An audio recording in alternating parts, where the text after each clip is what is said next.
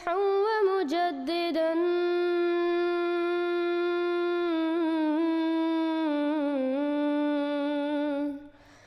फरनू बिनज़रिन ताहिरिन व जनानी।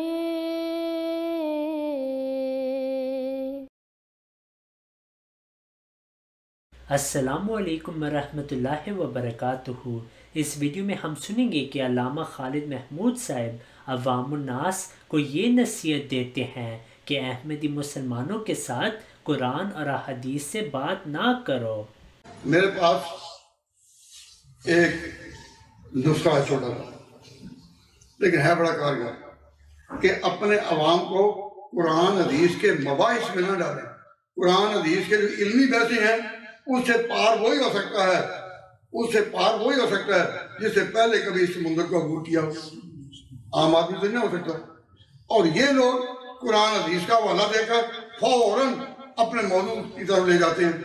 तो मेरी नौजवानों को ये नसीहत है कि कुरान हदीस में उलझे बगैर, कुरान हदीस में दखल दिए बगैर, इल्मी मसाइल में आए बगैर, कि अपने अवाम को कुरान हदीस के मबाहिस में न डालें, कि अपने अवाम को कुरान हदीस के मबाहिस में न डालें। If you have not yet subscribed, make sure to subscribe and click on the bell icon so you can get notifications for every new video. Also make sure to like and comment on the video and follow on Twitter and Instagram.